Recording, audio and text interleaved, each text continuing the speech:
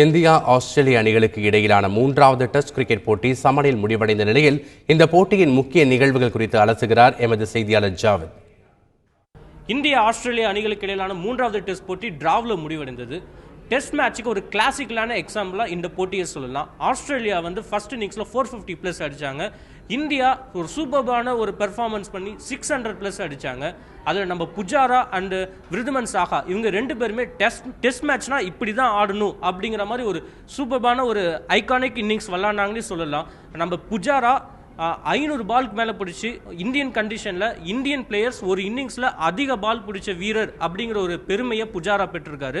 நம்ம captain Virat Kohli shoulder இன்ஜுரினால ஃபீல்டிங்லேருந்து பாதியிலேருந்து போயிட்டாரு. அவர் பேட்டிங்கில் கூட அவ்வளோவா பெர்ஃபார்ம் பண்ணல.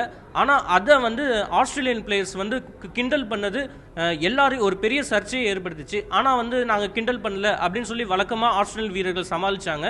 இந்த போட்டியில் இந்தியா வெற்றி பெறுவதற்கு நிறைய வாய்ப்புகள் இருந்தது. அது ஏன் இல்லை நம்ம போட்டி சமனில் முடிஞ்சதுன்னா நம்ம தமிழக வீரர் அஸ்வின் இந்த மேட்ச்சில் ஒழுங்காகவே பெர்ஃபார்ம் பண்ணலை அப்படின்னு தான் சொல்லலாம். ஆனால் இது பெரிய தவறு இல்லை. ஏன்னா ஒரு 13 டெஸ்ட் மேட்ச் தொடர்ந்து விளாண்டுருக்காரு. அதில் ஒரு மேட்ச் சோபிக்க தவறிட்டாரு. இது ஒரு பெரிய ஒரு குற்றமாக நம்ம சொல்ல முடியாது. 4 போட்டிகள் கொண்ட தொடரில் இரு அணிகளுமே தலா ஒரு வெற்றி பெற்றிருந்தனால இப்போ 4வது போட்டி யார் ஜெயிக்கிறாங்களோ அவங்க தான் சீரியஸ் வின் பண்ணுவாங்க அப்படிங்கிற ஒரு இக்கட்டான நிலையில் இந்தியா தள்ளப்பட்டிருக்கு. தந்தி செய்திகளுக்காக ஜாவத்.